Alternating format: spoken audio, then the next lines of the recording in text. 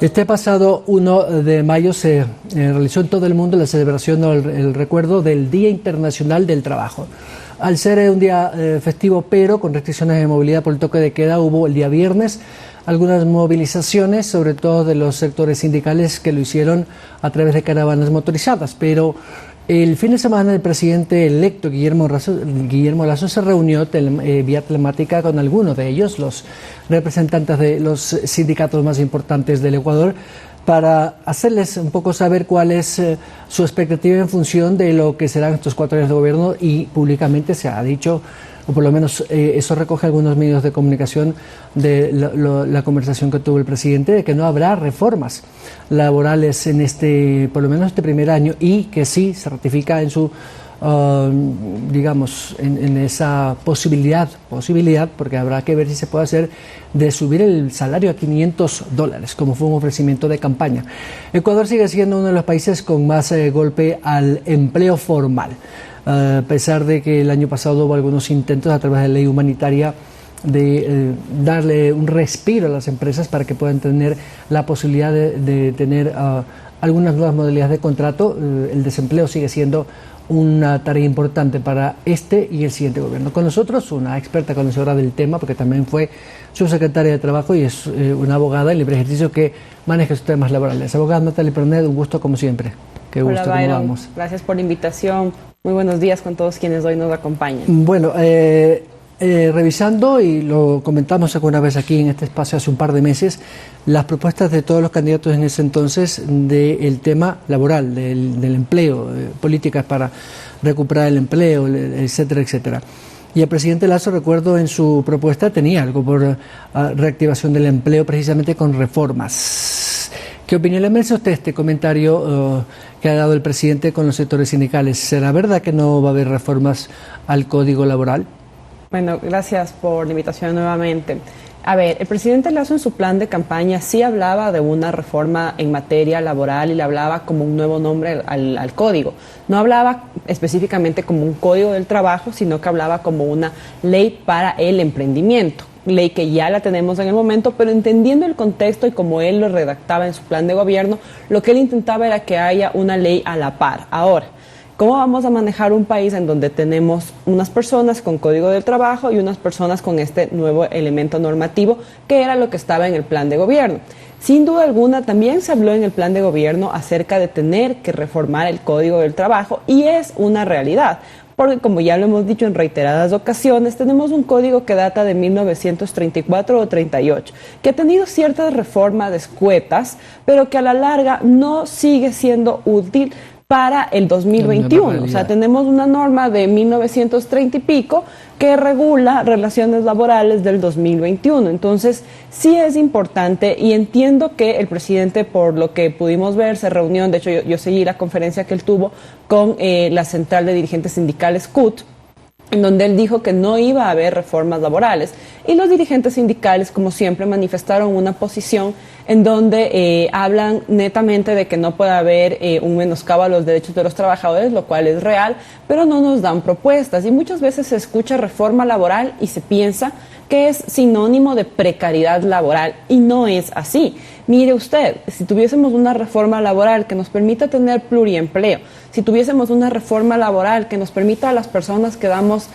muchas veces servicios por periodos cortos de tiempo, tener aportaciones a la seguridad social sobre esos periodos de tiempo y estar cubiertos, yo creo que nadie diría esto es una precarización laboral, pero sí existe un muy mal manejo y sí existe una falta de comprensión, quizás porque no se explica de la manera adecuada el por qué es importante que se reformen algunos sectores del derecho laboral, y a la par, y este es un tema que también me gustaría que lo podamos conversar después, se debe también reformar el Instituto Ecuatoriano de Seguridad Social y cómo va de la mano con el Código del Trabajo, porque lo que hoy sí les puedo decir es que tenemos una separación absoluta entre el Código del Trabajo y el Instituto Ecuatoriano de Seguridad Social, o la Ley de Seguridad Social. Por ejemplo, en el Código del Trabajo usted empieza a aportar desde el día 1 en el que está contratado con cualquier modalidad contractual que usted tenga.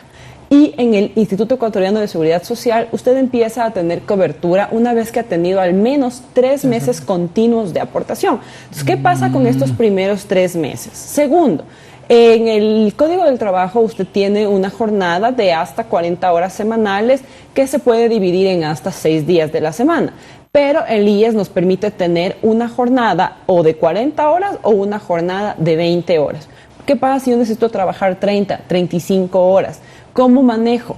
Entonces, y no hay un piso para las 20 horas, pero sin embargo el IES sí nos pone el piso. Entonces, sí es importante actualizar normativamente ambas entidades y que vayan de la mano, porque caso contrario, lo único que pasa es que para la gran mayoría de trabajadores que les afilian al IES y que les den un contrato, ya no es bonito, no quieren. ¿Por qué? Porque sienten que van a perder casi el 12% de aportación en el caso de los trabajadores, el 16% de aportación en el caso de los empleadores, y que es un dinero que no lo ven, porque cuando quieren hacer uso de la seguridad social tampoco pueden acceder a los servicios. Entonces ahí hay un desfase alto, en un porcentaje muy alto de salario que se paga pero no se percibe.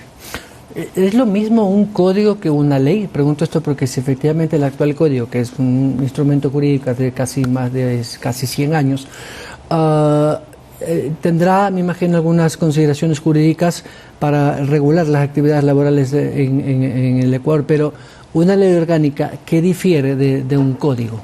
A ver, tenemos nosotros en materia de derecho, nos lo explicaban en la facultad y era la manera más didáctica, y creo que va a ser la forma más didáctica de explicarles a nuestros amables televidentes, una pirámide.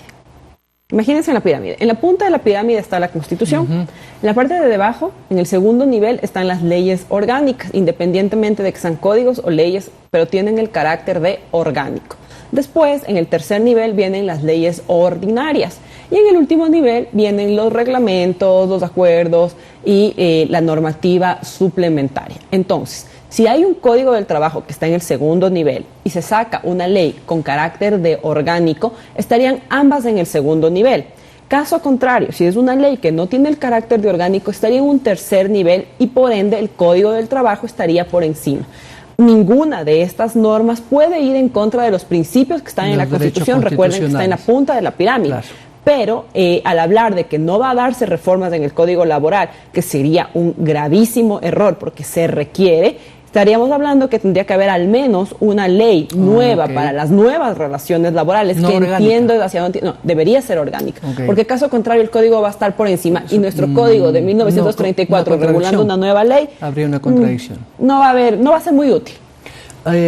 Abogado, otro tema también que me ha llamado la atención, y este fin de semana lo recogía el diario El Universo: 1 millón de registros de trabajadores suspendidos en Ecuador en 13 meses de pandemia. Creo que esta fórmula de suspender, fue excepcional, entiendo, fue la primera vez que se usó en el país, para que los empresarios tengan o los empleadores tengan la posibilidad de suspender por determinado periodo, por esta causa tan difícil y complicada para la actividad económica, sin terminar la relación de dependencia, pero sí con una suspensión. Vemos que son casi 1 millón y pico de ecuatorianos que estaban en este registro. ¿Por qué se dio esta modalidad excepcional y hasta cuándo o hasta qué momento se puede tener esta flexibilidad? ¿Qué dice la normativa? Hay que entender, gracias Byron, hay que entender que la suspensión de la jornada laboral no significa la terminación de la relación laboral. Eso quiere decir que los trabajadores que se encuentren con una suspensión de jornada, primero, tienen que recuperar el tiempo y segundo, tienen que continuar estando afiliados durante todo el tiempo que estuvieron suspendidos la jornada, aunque no se esté pagando salarios y demás, porque no se ha terminado la relación laboral. Y eso tiene que asumirlo el empleador. Claro que sí, eso lo asume el empleador. Entonces, yo de lo que he leído, muchas personas entienden que la suspensión de la relación laboral es básicamente, hoy decimos, ¿sabes qué? Hasta aquí. Y si es que mañana me llega algo, yo te vuelvo a llamar. Bueno, no. Entonces, sí, quedamos de buenos amigos. Ok, eso es una terminación de relación laboral por mutuo acuerdo. Y está correcta si es que en verdad no existe otro mecanismo. Pero eso no es una suspensión laboral. Una suspensión laboral es que en este momento no tengo la actividad, no me han terminado mi contrato, voy algunos meses sin poder trabajar. sigo aportando al Instituto Ecuatoriano de Seguridad Social, mi empleador sigue aportando al Instituto Ecuatoriano de Seguridad Social y al momento de la reactivación yo tendré que devengar el tiempo de la jornada suspendida porque recordemos que igual trabajo, igual remuneración y se debe devengar las jornadas que han sido pagadas. Ahora, este 1.047.469 registros de colaboradores en esa modalidad, ¿representa cuánto en el universo de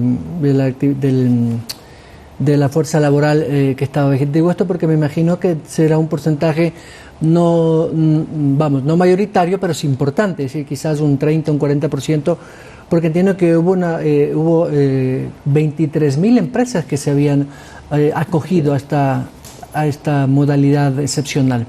Sí, lo primero es, habría que ver si continúan con la modalidad de la suspensión, porque muchas de estas cifras empezaron cuando inició la pandemia, claro, y varias actividades económicas tuvieron que suspender porque no sabían cómo reactivarse. A lo largo de este año creo que todos hemos tratado de encontrar la manera de ver cómo nos podemos reactivar, más allá de que hay ciertas actividades, como por ejemplo, voy a poner los centros de entretenimiento nocturno, que han tenido que mutar hacia restaurantes o a delivery para poder seguir operando, pero que no tienen su actividad principal y que pudiesen seguir suspendidos.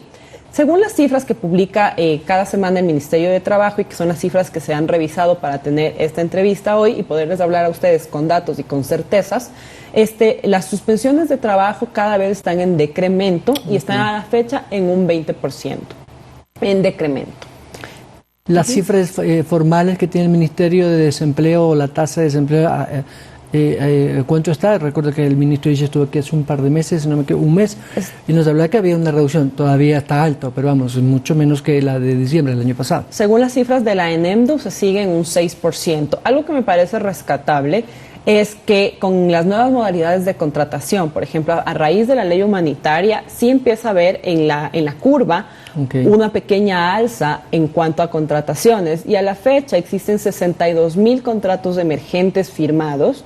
Giro del negocio existen 41.000, las nuevas modalidades alrededor de 6.000 contratos, y esto nos da un total desde julio del año 2020 a la fecha de 110.000 nuevos contratos, y eso también es algo que hay que reconocer porque quiere decir que son 110.000 personas que no están en la informalidad, y aquí justamente radica, y es algo que el presidente electo Lasso debería analizar y que yo creo que lo va a analizar, cómo el llegar a consensos y el permitir que la norma no es que sea flexible, sino que sea adaptable a la infinidad de realidades que tienen las relaciones laborales, permite que se formalicen las mismas.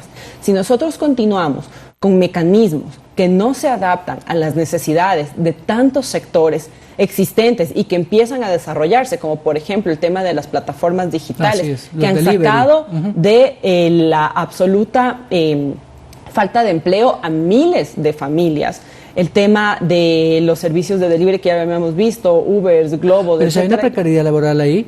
Ahí tendríamos que analizar con mayor profundidad. Es un reglamento, digámoslo ahí. No, es que ellos no tienen una relación de trabajo, ellos tienen una relación civil y es parte... Es una especie de prestación de servicios. Es una prestación de servicios, pero es parte de lo que se debe regular para que estas personas también vayan aportando a su seguridad social, vayan aportando a su antigüedad, sin alterar la figura per se de su realidad.